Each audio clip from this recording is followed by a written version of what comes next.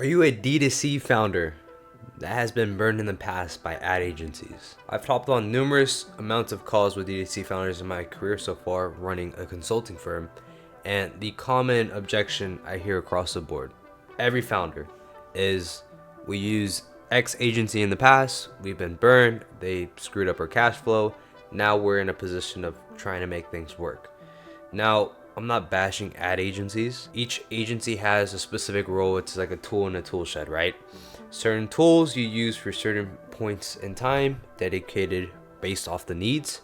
And then from there, as you progress forward, requires different skill sets. Same with e-commerce, right? Going from your first 0 to 1 million a year in revenue, traditionally as a founder, you're doing everything yourself. And if you're trying to go from 1 to 10 million a year, ideally you might outsource or you might look to build systems internally in-house to save on time. But the main thing is that expertise, that skill set. Now, you have agencies that are good, but those are very, very rare. It's like 1% of everybody that's marketing or in the marketing game. The reality of this is that a lot of these agencies are first-time founders, first-time business owners. They've never ran an e-com store in their past, or they don't even understand how to run ads because typically they just outsource to other individuals in different parts of the world. Now, here are 5 ways that you can spot whether an agency is good or not based off these type of questions and based off what they're telling you.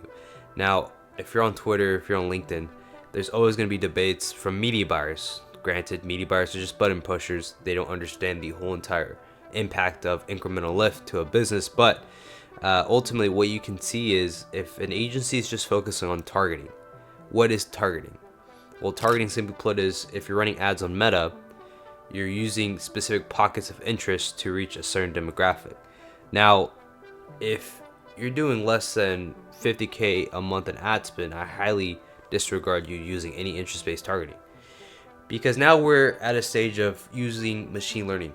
Meta's updated its attribution settings, it's updated its technology where you can acquire a profitable CPA by just going fully broad, because you're focusing on areas outside of the business to improve the funnel, right? You're making better creatives, you're making eye-catching creatives, you have incentivizing offers, the product itself has market fit. So all of these variables are going to allow you to see a cheaper CPA versus if you just go full targeting, you're spending more money to reach a certain demographic of audience, and the technology to define those people are just from comments, right? It could be out of context. Let's say if you're targeting people, pet owners, dog owners, and you have a specific comment that says, I do not like dogs, my previous pet owner, blah, blah, blah, just negative feedback, that individual is probably coupled into the landscape of interest of pets because they use that context. So I'm seeing a shift where you're seeing cheaper CPMs, cheaper CPAs by going fully broad. And then if you want to retarget individuals, your best bet is hitting people on the back end with emails, SMS, or running a Google search campaign. Why would you pay more money to reach somebody who already bought into your business? Doesn't make sense from an ad perspective. And essentially that's what interest-based targeting does. You're increasing your frequency from 1.05, 1.10 to now 1.5, 2.0, right? So the individual that come across that ad, they're seeing that ad more than twice every in a given day. The second point that I see typical lies are spilled by agencies is that cost caps, the usage of cost caps. Now, depending on your stage of business, if you're strapped for inventory, yes, okay, cost caps make sense because you want to see you don't have enough inventory to flow you through the next quarter, whatever. That's understandable. But to use cost caps as your main strategy makes zero sense because ultimately you're hurting your bottom line at scale. When you set up a cost cap, you're basically saying, I favor this meta attribution over any other channel I choose to run. And when you focus on just one single channel, you become a crutch to that channel because Facebook is going to go up and down. Meta's algorithms are always changing. There's always going to be updates. Whereas if you take a step back and come in as a fractional CMO, you understand how all of these channels work together. Meta's great for top of funnel, Google's great for retargeting, and then you might use YouTube for another top of funnel access channel. Now, using cost caps is ultimately just hurting your bottom line, simply put, because performance is going to fluctuate. That's the commonality of this. The way we prevent fluctuations and still generate a profit It's not by focusing on our media buying strategy, or not focusing on cost caps, but it's ultimately just raising our AOV, creating bundles. That's going to do more for your business than just running cost caps. And I say this to say, all of these variables I'm talking about, they don't matter if you just take a step back and focus on the variables that actually move the needle for your business. Higher AOVs, better creators, better landing pages, better offers. That does more for your business than any media buying strategy out there. Now let's go into the third lie that a lot of agencies spill, is the usage of UGC, or user generated content. Now, user generated content is defined where you ship out a product to a brand ambassador. They have a script, they read the script, they provide a video. From there, you run that video as an ad. You don't need UGC in this day and age if you're focusing on Meta. And I always say the hierarchy of channels is Meta, Google, and then you might use YouTube or TikTok, but TikTok might get banned. So it really doesn't matter about TikTok. But I say this to say, for the past 2023 Q4, for all of our portfolio brands under management, some of the best ads we saw were just statics. Now my philosophy has changed in the years. I've invested into a ton of UGC, I've invested into a ton of statics. What I see as hierarchy is, when it comes to the creative flywheel system and pumping out various concepts, statics by far are the easiest to make and the easiest to test just because of efficiency. And then from there we go into, if we have a winner of that specific angle, then we upgrade it to a GIF, like an animated 5-10 second clip. And then from there, if that concept is still taking off and we want to invest more money into it, then we invest into UGC. A lot of brands just invest UGC right out the gate, and they're wasting not only time but also money, because the timeline to get UGC back from a content creator is around 2 to 2.5 weeks. Now, if you're working with an agency, they're billing you a retainer, you probably won't see creatives until after 30 days because of the timeline and because of the complex OpEx.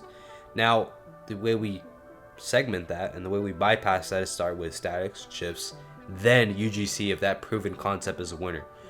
Under my philosophy, it's we want to turn profit as fast as humanly possible, and the way we do this is by testing as fast as possible, and we do this with statics. Statics gives us the leeway, and ultimately I feel like a lot of customers nowadays are feeling jaded with UGC because it's been saturated somewhat in the market. It doesn't feel genuine anymore.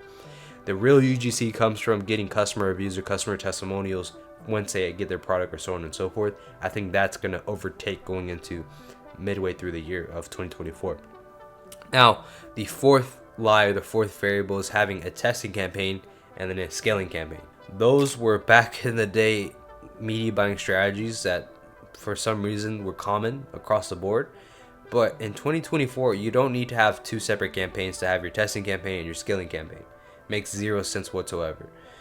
Whatever offer we're testing, whatever we're trying to scale with, we put that all in just one single campaign because it's accumulating way more data points than if we separated two different campaigns.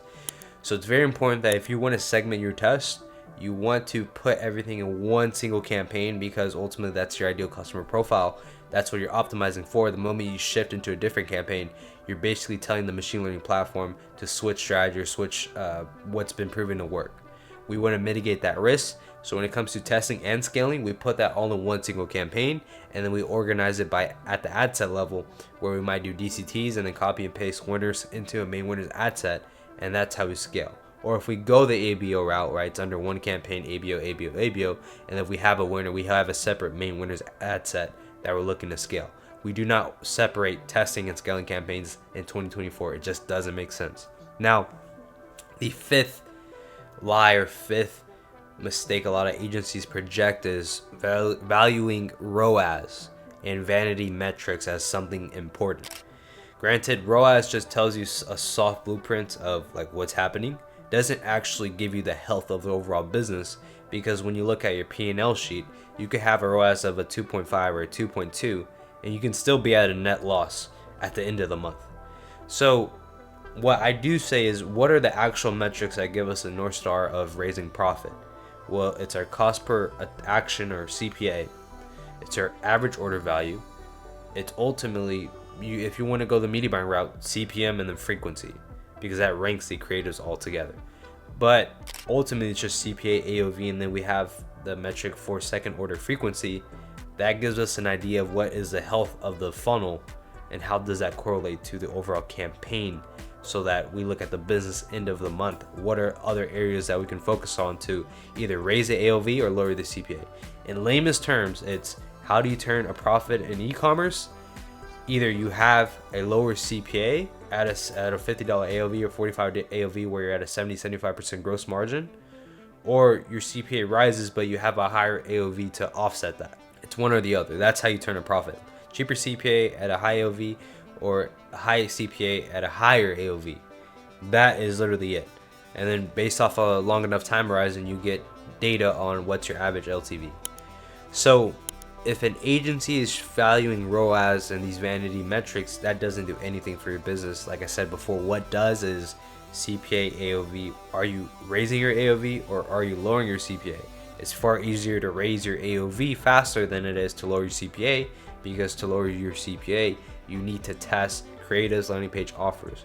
It's more time consuming, requires more ad spend, whereas if you start from the get-go at a $70, $75, $100 AOV, you're able to turn some sort of profit.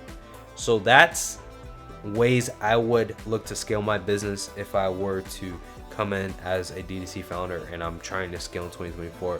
I would reject working with ad agencies, and if I wanted to skip the bell curve of getting burned by said ad agencies, I would check out scalevelocity.io, where you can see my protocol, my white paper to build in-house for an exit. And if you're ready to take the next step, feel free to book in a call.